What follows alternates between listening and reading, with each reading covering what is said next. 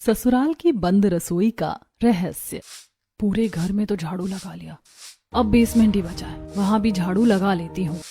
रागिनी घबराते हुए जोर से बेसमेंट का दरवाजा खोलती है और नीचे उतरती है। वो झाड़ू लगा रही होती है, तभी देखती है कि सामने के बंद पड़े कमरे का ताला हिल रहा है। ये देखकर रागिनी और भी ज्यादा घबरा जाती है। राम राम राम राम राम, हे भगवान बचा लो, मम्मी। और रागिनी बेसमेंट से जल्दी से निकलकर ऊपर हॉल में आ जाती है। रागिनी की आवाज सुनकर बाकी लोग भी वहां आते हैं। लगता है दीदी ने आज बेसमेंट वाला भूत देख ही लिया। चुप कर बहू, कुछ भी बोलती है। आखिर क्या हुआ, बहू बताएगी। ऐसे क्यों घोड़ी जैसी हाँफ रही है। तुलसी दादी की बात सुनकर रागिनी थोड़ा शांत तो हो जाती है, लेकिन उसके चेहरे पर डर अब भी साफ दिखाई दे रहा होता है। बेसमेंट का नाम सुनते ही उसके हाथ कांपने लगते हैं। पूरा परिवार वहीं हॉल में खड़ा रहता है। दादी सा, मैं झूठ नहीं बोल रही हूँ, मैंने अपनी आंखों से देखा था। वो ताला अपने आप हिल रहा था, जैसे कोई अंदर से उसे खोलने की कोशिश कर रहा हो। अरे बहू, जब तुमने जोर से दरवाजा खोला होगा तो हवा के दबाव से ताला हिल गया होगा। इसमें डरने की कोई जरूरत नहीं है। बेकार में राम नाम जपने लगी। दादी सा, मान लिया हवा से ताला हिल गया होगा, लेकिन आखिर उस कमरे को बंद करके क्यों रखा जाता है और वहां जाने से सबको मना क्यों किया जाता है? शीतल की बात सुनते ही अचानक पूरे हॉल में सन्नाटा छा जाता है। सुष्मिता और माधव एक दूसरे की तरफ देखने लगते हैं। तुलसी दादी का चेहरा थोड़ा सख्त हो जाता है। बहुओं, जितना कहा जाए उतना ही पूछा करो। अपने काम से काम रखा करो, ज्यादा दिमाग चलाना इस घर में अच्छी बात नहीं है। इतना कहकर तुलसी दादी वहां से चली जाती हैं। सुष्मिता भी बहुओं को घूरते हुए अपने कमरे में चली जाती है। रागिनी और शीतल दोनों घबराई हुई वहीं खड़ी रह जाती हैं। दीदी, आपको नहीं लगता कि इस घर में कुछ तो गड़बड़ है? आखिर बेसमेंट वाले कमरे में ऐसा क्या है जिसे सबसे छुपा कर रखा जाता है? पता नहीं शीतल, लेकिन मैं अब उस बेसमेंट में अकेले कभी नहीं जाऊंगी, चाहे कोई कुछ भी कहे। उस दिन के बाद दोनों बहुएं पूरे घर का काम तो करती थी, लेकिन बेसमेंट में जाने का नाम तक नहीं लेती थी। जैसे ही कोई बेसमेंट साफ करने को कहता, दोनों कोई ना कोई बहाना बनाकर ऊपर ही रुक जाती थी। रागिनी बहू, नीचे बेसमेंट में पुराना सामान पड़ा है, उसे साफ कर दो। नहीं मम्मी जी, वो मेरी तबीयत थोड़ी खराब लग रही है, शीतल चली जाएगी। नहीं मम्मी जी, मुझे तो ऊपर की छत पर कपड़े सुखाने हैं, मैं नहीं जा पाऊंगी। दोनों बहुओं की हालत देखकर सुष्मिता समझ जाती है कि दोनों बेसमेंट से बहुत डरने लगी हैं, लेकिन वो कुछ नहीं कहती। धीरे धीरे कुछ दिन बीत जाते हैं। दोनों बहुएं सुबह से रात तक काम में लगी रहती थी। कभी रसोई। एक दिन सुष्मिता अपने छोटे बेटे राहुल के कमरे में जाती है। राहुल ऑफिस से आकर आराम कर रहा होता है। बेटा राहुल, अब मुझे लगता है कि तेरी भी शादी करवा देनी चाहिए। अरे मम्मी, अभी क्या जल्दी है?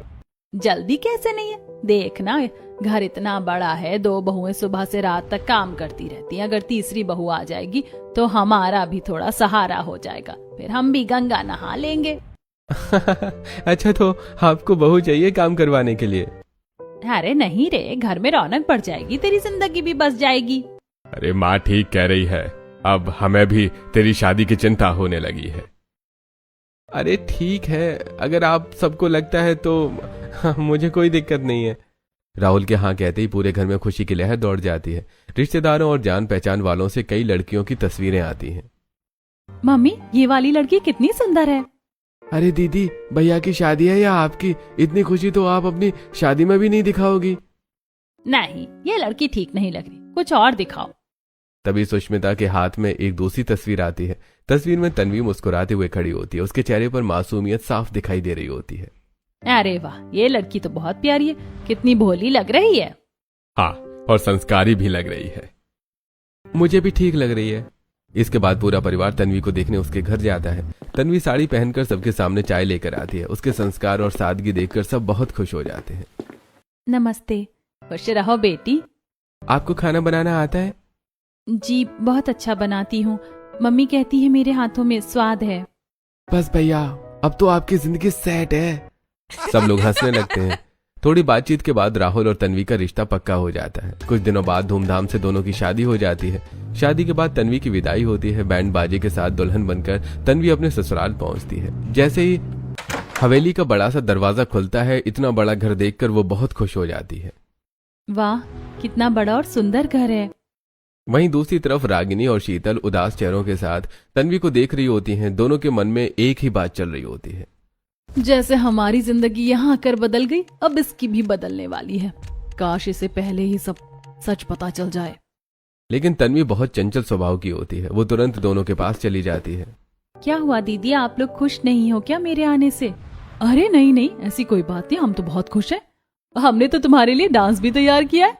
सच में? फिर जल्दी दिखाइए ना। उसके बाद घर में गाना बजता है और दोनों बहुएं नाचने लगती हैं। पूरा परिवार तालियां बजाकर उनका डांस देखता है। आई है शुभ घड़ी, आज बनी मैं बड़ी, अब तक घर की बहू थी अब हूँ जेठानी। हुक्म चलाऊंगी मैं, आंख दिखाऊंगी मैं, सहमी खड़ी रहेगी मेरी देवरानी। डांस के बाद घर की सभी औरतें नई बहू तन्वी को घर के अंदर लेकर आती हैं। दरवाजे पर कलश रखा होता है। सुष्मिता आरती की थाली लेकर खड़ी होती है। पूरा घर रोशनी से जगमगा रहा होता है। पड़ोस की औरतें भी खड़ी होकर नई बहू को देख रही होती हैं। लो बहू, अब इस घर में अपना पहला कदम रखो, हमेशा खुशियां लेकर आना। जी मम्मी जी। तन्वी धीरे से कलश को पैर से गिराती है और लाल रंग से भरी थाली में पैर रखकर अंदर आती है। घर में उसके पैरों के निशान बन जाते हैं। सभी लोग तालियां बजाने लगते हैं। अरे वाह सुष्मिता, तुम्हारी नई बहू तो बहुत सुंदर और संस्कारी है, और देखो कितनी मासूम भी लग रही। भगवान करे हमेशा खुश रहे। तन्वी सबके पैर छूती है। दादी सास तुलसी उसके सिर पर हाथ रखती हैं, लेकिन तभी उनकी नजर कुछ पल के लिए बेसमेंट की तरफ चली जाती है। उनका चेहरा अचानक गंभीर हो जाता है। हे भगवान, इस बहू को उस रसोई की सच्चाई से दूर ही रखना। अगले दिन सुबह सुबह पूरे घर में हलचल मची होती है। आज तन्वी की पहली रसोई थी। सभी लोग उत्साहित थे। तन्वी भी जल्दी उठकर तैयार हो जाती है। तभी सुष्मिता उसके कमरे में आती है। तन्वी बहू, आज तुम्हारी पहली रसोई है। आज पूरे घर के लिए खाना तुम्हें ही बनाना है। जी मम्मी जी, मैं बहुत अच्छा खाना बनाऊंगी। इतना कहकर सुष्मिता वहां से चली जाती है, लेकिन वो ये नहीं बताती कि रसोई आखिर है कहाँ। तन्वी पूरे घर में इधर उधर देखने लगती है। कभी एक कमरे में झांकती, कभी दूसरे में। तभी उसे सामने से रागिनी और शीतल आते हुए दिखाई देते हैं। दीदी, मैं रसोई ढूंढ रही हूँ। मम्मी जी ने बताया ही नहीं कि किचन कहाँ है। अच्छा, तो तुम्हें रसोई ढूंढनी है?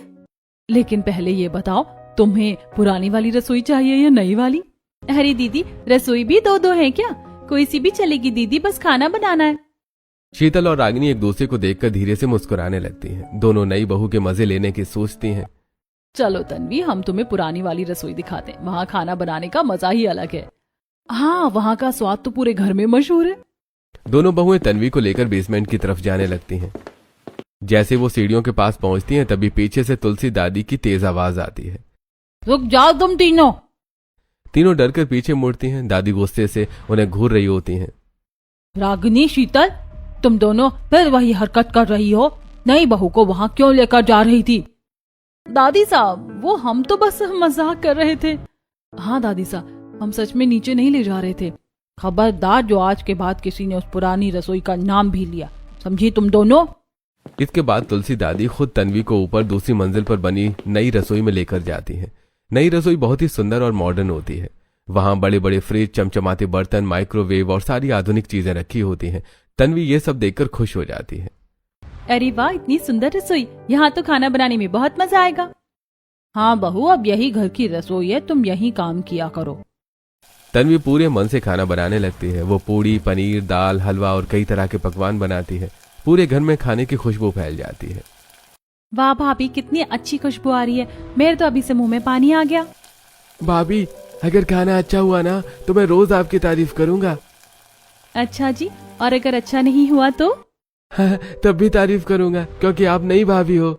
सब लोग हंसने लगते हैं। थोड़ी देर बाद सभी लोग डाइनिंग टेबल पर बैठकर खाना खाने लगते हैं। वाह बहू, बहुत स्वादिष्ट खाना बनाया है। इतने दिनों बाद ऐसा स्वाद मिला है। मैंने कहा था ना, लड़की बहुत गुणवान है। तभी शीतल और रागिनी फिर से तन्वी के मजे लेने लगती है। अच्छा हुआ दादी सा ने समय पर पकड़ लिया, नहीं तो आज तन्वी पहली बार पुरानी वाली रसोई में चली जाती। हाँ, फिर तो पता नहीं क्या हो जाता। उनकी बात सुनकर तन्वी हैरान हो जाती है। आखिर उस पुरानी रसोई में ऐसा क्या है? सब लोग वहाँ जाने से इतना डरते क्यों हैं? अरे ऐसे ही बहू। वो कुछ नहीं है, तुम मत घबराओ। तभी तुलसी दादी बीच में बोल पड़ती हैं। नई बहू हो, अपने काम से काम रखा करो। ज्यादा यहाँ वहाँ करने की कोशिश मत करो। जो जरूरी होगा वो समय आने पर खुद पता चल जाएगा। तन्वी चुप तो हो जाती है लेकिन उसके मन में हलचल मच जाती है। वो बार बार उसी पुरानी रसोई के बारे में सोचने लगती है। रात को अपने कमरे में भी तन्वी बेचैन बैठी होती है। राहुल कपड़े बदल रहा होता है। राहुल जी, एक बात पूछूं? हाँ पूछो ना। ये पुरानी रसोई का क्या राज है? सब लोग उसका नाम सुनकर इतना डर क्यों जाते हैं? तन्वी, कुछ बातें न जानो तो ही अच्छा होता है। लेकिन आखिर क्यों? मैं इस घर की बहू हूँ, मुझे जानने का हक है। मैंने कहा ना, कुछ नहीं है वहां। बेकार में ज्यादा टेंशन लेने की जरूरत नहीं है। अब चुपचाप सो जाओ। राहुल करवट लेकर सो जाता है लेकिन तन्वी की आंखों में नींद नहीं होती। उसके दिमाग में बस वही बंद रसोई घूम रही होती है। अगले दिन सुबह सुबह पूरा घर सो रहा होता है और दबे पांव बेसमेंट की तरफ जाने लगती है। तभी पीछे से तुलसी दादी की आवाज आती है। वहाँ क्यों जा रही हो बहू? तन्वी डरकर रुक जाती है। वो दादी साहब, मैं तो बस ऐसे ही नीचे जा रही थी। याद रखना, उस जगह से जितना दूर रहोगी उतना अच्छा रहेगा। चलो ऊपर जाओ। तन्वी चुपचाप वापस ऊपर चली जाती है लेकिन अब उसकी उत्सुकता और बढ़ चुकी थी। ऐसे कुछ दिन बीत जाते हैं। धीरे धीरे तन्वी भी अपने ससुराल के माहौल में ढलने लगती है। वो सबका ख्याल रखती है, घर के काम करती है और सबके साथ हंसती बोलती रहती है। एक दिन घर के सभी लोग मंदिर गए हुए थे। घर में सिर्फ तीनों बहुएं होती हैं। मौका देखकर तन्वी चुपके से बेसमेंट की तरफ बढ़ती है। आज तो पता लगा कर ही रहूंगी, आखिर उस रसोई में ऐसा क्या छुपा है। वो धीरे धीरे सीढ़ियां उतरती है। नीचे बहुत अंधेरा होता है। दीवारों पर जाले लगे होते हैं। हवा की आवाज से डरावना माहौल बन रहा होता है। तभी तन्वी की नजर सामने पड़े एक पुराने दरवाजे पर जाती है जिस पर बड़ा सा ताला लगा होता है। यही होगी वो पुरानी रसोई। तभी ऊपर से बेसमेंट का दरवाजा खुलने की आवाज आती है। सीढ़ियों पर किसी के कदमों की ईको गूंजने लगती है। ठक ठक ठक। आवाज सुनकर तन्वी डर जाती है। उसके हाथ पैर कांपने लगते हैं। वो जल्दी से ऊपर की तरफ भागती है। तभी सामने सुष्मिता खड़ी दिखाई देती है। तन्वी, तुम नीचे क्या कर रही थी? मम्मी जी, वो मैं तो बस ऐसे। आज के बाद बेसमेंट के आसपास भी दिखाई मत देना, समझी? तन्वी डरकर ऊपर चली जाती है। एक दिन तीनों बहुएं कमरे में बैठी बातें कर रही थी। बाहर तेज बारिश हो रही थी। अचानक तन्वी फिर वही सवाल पूछ लेती है। दीदी, आखिर उस रसोई के पीछे ऐसा कौन सा राज है जिसकी वजह से घर वाले हमें वहाँ नहीं जाने देते? सच कहूँ तन्वी, हमें भी पूरा सच नहीं पता, लेकिन दादी सा जरूर सब जानती हैं।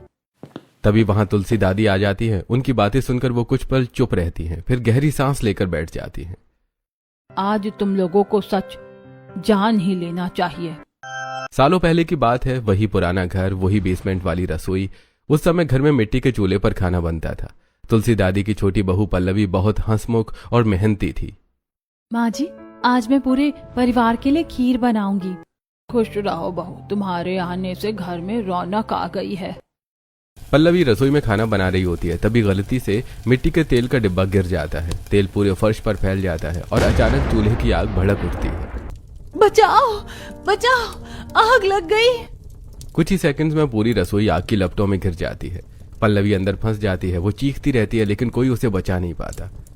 माँ जी, बचा लीजिए मुझे। पूरा परिवार दौड़ कर आता है लेकिन तब तक बहुत देर हो चुकी होती है। पल्लवी उसी रसोई में जलकर मर जाती है। उस दिन के बाद से हमने उस रसोई को हमेशा के लिए बंद कर दिया, लेकिन कई बार रात में वहां से आवाजें आती हैं। ऐसा लगता है जैसे पल्लवी आज भी वहीं भटक रही हो। हे भगवान, मतलब सच में वहां आत्मा है। इसीलिए हम किसी को वहां नहीं जाने देते। हम नहीं चाहते इस घर में फिर कोई अनहोनी हो। दादी साहब, अब हम कभी बेसमेंट में नहीं जाएंगे। तीनों बहुएं डर के एक दूसरे का हाथ पकड़ लेती हैं। बाहर बिजली कड़कती है और पूरा माहौल और भी डरावना हो जाता है। पल्लवी की मौत की सच्चाई जानने के बाद तीनों बहुएं बहुत ज्यादा डर चुकी होती हैं। रात होते ही पूरा घर उन्हें डरावना लगने लगता है। बेसमेंट की तरफ देखने तक की हिम्मत नहीं होती थी। अगले दिन रात का समय होता है। पूरा घर सो चुका था। चारों तरफ सन्नाटा फैला होता है। तभी अचानक छम छम छम पायल की आवाज पूरे घर में गूंजने लगती है। असल में छोटी नंद ऋचा शरारत कर रही होती है। उसने पैरों में भारी पायल पहन रखी होती है और वो धीरे धीरे तीनों बहुओं के कमरे के बाहर घूम रही होती है। ये कैसी आवाज? इतनी रात को कौन घूम रहा है? तन्वी की आंखें डर से बड़ी हो जाती हैं। उसके पूरे शरीर में कंपकपी छूटने लगती है। पायल की आवाज धीरे धीरे और तेज होने लगती है। छम छम छम। हे भगवान, कहीं ये वही पल्लवी चाची की आत्मा तो नहीं? तभी डर के मारे अपने बिस्तर पर बैठ जाती है तन्वी। ऋचा फटाक से भागकर छत पर चली जाती है। वहां जाकर वो जानबूझकर जोर जोर से चलने लगती है ताकि पायल की आवाज और दूर तक जाए। बगल वाली छत पर पड़ोसन कमला गर्मी की वजह से सो रही होती है। अचानक पायल की आवाज सुनकर उसकी आंखें खुल जाती हैं। वो आधी नींद में सामने देखती है तो उसे सफेद कपड़ों में एक साया छत पर घूमता हुआ दिखाई देता है। अरे बाप रे, ये कौन घूम रहा है छत पर? कहीं भूत प्रेत तो नहीं? कमला डर के मारे तुरंत अपनी चादर सिर पर डाल लेती है। उधर ऋचा जल्दी से नीचे भागती है, अपने कमरे में जाकर पायल उतारती है और चुपचाप सो जाती है। अगली सुबह तीनों बहुएं बहुत डरी हुई बैठी होती हैं। उनके चेहरों पर रात का डर साफ दिखाई दे रहा होता है। मम्मी जी, कल रात मैंने साफ साफ पायल की आवाज सुनी थी। कोई हमारे कमरे के बाहर घूम रहा था। हाँ मम्मी जी, मुझे भी लगा जैसे कोई छत पर चल रहा हो, और रात भर मेरे कमरे की खिड़की अपने आप हिल रही थी। लेकिन उनकी बातें सुनकर घर वाले हंसने लगते हैं। अरे भाभी, आप लोग भी ना हॉरर कहानी सुनकर खुद ही डर गई हो। अरे हाँ तन्वी, तुम्हें वहम हुआ होगा। रात में ज्यादा डरोगे तो दिमाग खुद ही आवाजें सुनने लगता है। लेकिन कोने में बैठा शिवम धीरे धीरे मुस्कुरा रहा होता है, क्योंकि उसे पता होता है कि यह सब ऋचा की शरारत थी। अगली रात शिवम खुद भी मजे लेने का सोचता है। वो एक सफेद चादर ओढ़ लेता है और आधी रात को धीरे धीरे घर में घूमने लगता है। उसी समय रागिनी पानी पीने के लिए कमरे से बाहर निकलती है। तभी सामने सफेद साया देखकर उसकी चीख निकल जाती है। भूत! शिवम तुरंत भागकर अंधेरे में छुप जाता है। रागिनी डर के मारे कांपने लगती है। पूरा परिवार बाहर आ जाता है। क्या हुआ बहू, इतनी जोर से क्यों चिल्ला रही हो? मम्मी जी, मैंने अपनी आंखों से देखा, सफेद कपड़ों में कोई घर में घूम रहा था। अरे फिर वही शुरू हो गई तुम्हारी भूतों वाली बातें। अरे भाभी, कहीं सपना तो नहीं देख लिया आपने? नहीं, मैं झूठ नहीं बोल रही, मैंने सच में देखा था। बस करो बहू, हर बात में भूत प्रेत मत ढूंढा करो। कोई भी रागिनी की बात पर भरोसा नहीं करता। वो बेचारा डर के मारे पूरी रात सो नहीं पाती। धीरे धीरे गर्मी बहुत ज्यादा बढ़ने लगती है। दिन में घर के ऊपर वाले कमरों में बहुत उमस रहती थी। पंखे भी गर्म हवा देने लगते थे। एक दिन सुष्मिता परेशान होकर तीनों बहुओं को बुलाती है। अरे बहुओं, ऊपर तो बहुत गर्मी हो रही है, तुम लोग नीचे बेसमेंट में खटिया लगाकर बैठ जाओ, वहां ठंडक रहेगी। बेसमेंट में? मम्मी जी, वहाँ तो। अरे तीनों साथ रहोगी तो डर कैसा? चिंता मत करो, कुछ नहीं होगा। मजबूरी में तीनों बहुएं नीचे बेसमेंट में जाती हैं। वो वहां साफ सफाई करती हैं और खटिया लगाकर बैठ जाती हैं। पता नहीं क्यों यहाँ आते ही मुझे अजीब सा डर लगने लगता है। मुझे भी ऐसा लग रहा है जैसे कोई हमें देख रहा हो। उधर ऊपर शिवम और ऋचा दोनों मिलकर नई शरारत करने का प्लान बना रहे होते हैं। दोनों ढेर सारी सूखी पत्तियां लेकर सीढ़ियों पर डाल देते हैं, फिर ब्लोअर चलाने लगते हैं। तेज हवा से सारी सूखी पत्तियां उड़ती हुई बेसमेंट में जाने लगती हैं। अंधेरे में वो ऐसे दिखाई दे रही थी जैसे कोई चीज हवा में उड़ रही हो। सरररररर सरररररर। ये क्या उड़ रहा है? हे भगवान, भूत! भागो यहाँ से। तीनों बहुएं डर के मारे बेसमेंट से भागकर ऊपर आ जाती हैं। ऊपर आकर उनकी सांस फूल जाती है। अरे भाभी, नीचे क्या हो गया? वहाँ कुछ उड़ रहा था, जैसे कोई साया। हे भगवान, सच में? दोनों भाई बहन अंदर ही अंदर हंस रहे होते हैं, लेकिन किसी को उनकी शरारत का पता नहीं चलता। एक दिन दोपहर में मजबूरी में रागिनी को बेसमेंट में सफाई करने जाना पड़ता है। पूरा घर ऊपर होता है। रागिनी डरते डरते नीचे झाड़ू लगाने लगती है। तभी ऊपर छुपी ऋचा अपने मोबाइल में डरावनी हॉरर आवाज चला देती है। मुझे मत छोड़ कर जाओ। कौन है वहां? मैं वापस आ गई हूँ। रागिनी झाड़ू फेंककर ऊपर भागती है। उसका चेहरा पूरी तरह से सफेद पड़ चुका होता है। अब क्या हुआ? मम्मी जी, नीचे किसी औरत की आवाज आ रही थी। वो कह रही थी कि वो वापस आ गई है।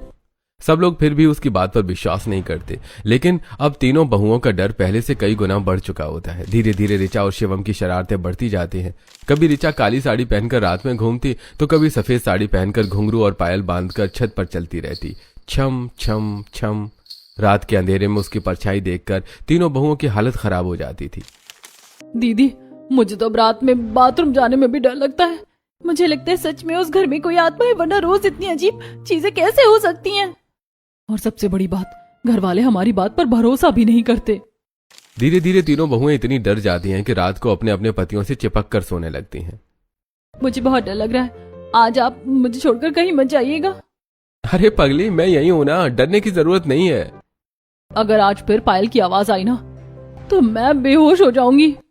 अरे तुम लोग भी ना बच्चों जैसी बातें करती हो।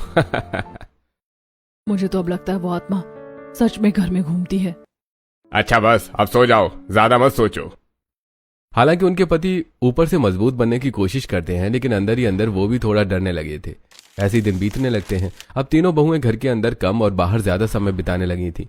कभी तीनों घंटों तक पड़ोस में बैठी रहती, कभी बाजार जाने का बहाना बना लेती। मम्मी जी, आज सब्जी ही नहीं मिल रही थी, बहुत दूर जाकर लानी पड़ी, इसीलिए देर हो गई। इतनी देर? हाँ मम्मी जी, वहाँ बहुत भीड़ भी थी। एक दिन शीतल राशन लाने के बहाने पूरा दिन बाहर रहती है। शाम को थकी हुई बनकर घर आती है।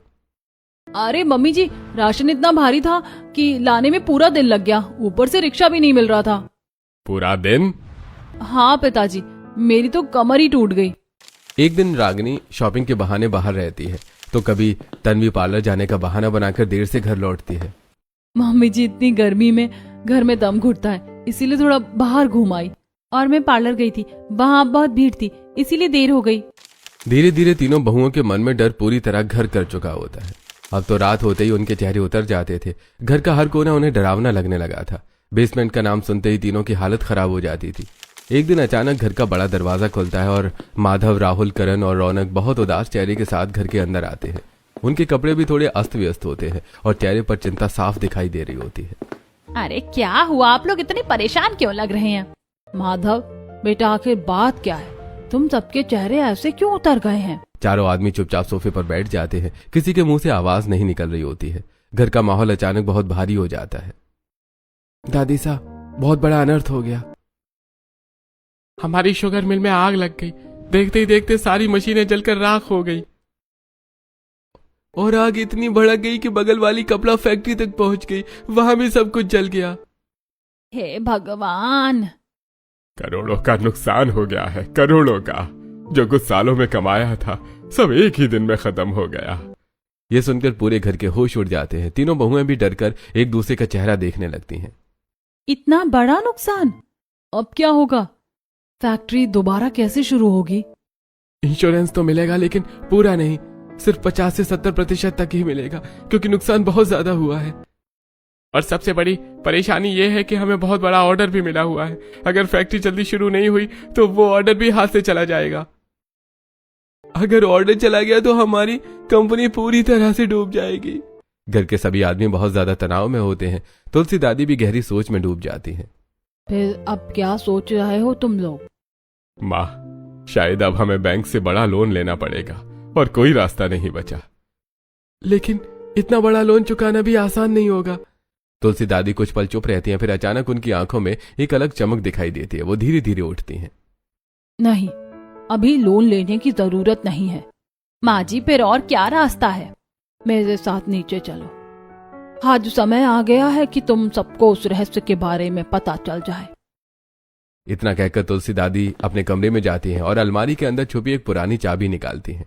चाबी काफी पुरानी और भारी होती है। तीनों बहुएं एक दूसरे का चेहरा देखने लगती हैं। उन्हें समझ आ जाता है कि दादी उन्हें उसी रहस्यमयी पुरानी रसोई में ले जाने वाली हैं। क्या आज सच में उस रसोई का राज पता चलेगा? मुझे तो अभी से डर लग रहा है, कहीं सच में वहां आत्मा हुई तो। तुलसी दादी धीरे धीरे बेसमेंट की तरफ बढ़ने लगती हैं। पूरा परिवार उनके पीछे चलता है। बेसमेंट में पहुंचते ही ठंडी हवा चलने लगती है। तीनों बहुओं की धड़कनें तेज हो जाती हैं। दादी उस पुराने बंद कमरे के सामने रुकती हैं, फिर कांपते हाथों से चाबी ताले में डालती हैं। खटाक! सालों पुराना ताला खुल जाता है। दरवाजा चर्र की आवाज के साथ धीरे धीरे खुलता है। अंदर पूरी तरह अंधेरा होता है। हे भगवान! तुलसी दादी अंदर जाती हैं। वहां हर चीज सफेद चादरों से ढकी होती है। वो धीरे धीरे एक एक चादर हटाने लगती हैं। जैसे ही चादर हटती है, सबकी आंखें फटी की फटी रह जाती हैं। चम चम चम चम, पूरा कमरा सोने की चमक से जगमगा उठता है। वहां बड़े बड़े डिब्बों में सोना भरा होता है। रसोई के बर्तन तक सोने के होते हैं। दीवारों पर सोने की परत चमक रही होती है। हे भगवान, इतना सारा सोना! मैं सपना तो नहीं देख रही। ये पूरी रसोई सोने की है। माधव, राहुल, करण और रौनक भी हैरानी से सब देखने लगते हैं। उन्हें अपनी आंखों पर विश्वास नहीं हो रहा होता। दादी साहब, ये सब? तुलसी दादी एक बड़ा डिब्बा उठाती हैं जिसमें ढेर सारी सोने की ईंटें रखी होती हैं। वो उसे माधव के हाथ में दे देती हैं।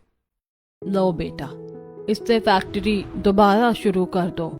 माँ, आपने इतने सालों तक ये सब छुपा कर रखा। लेकिन माँ जी, वो पल्लवी चाची और आत्मा वाली कहानी। तीनों बहुएं भी दादी को हैरानी से देखने लगती हैं। दादी सा, क्या वो सब झूठ था? मतलब यहाँ कोई आत्मा नहीं भटकती? आपने तो हमें डरा कर आधा पागल कर दिया था। तुलसी दादी हल्का सा मुस्कुराती हैं और फिर धीरे धीरे बैठ जाती हैं। हाँ बहुओं, वो कहानी झूठ थी, लेकिन उस झूठ के पीछे बहुत बड़ा कारण था।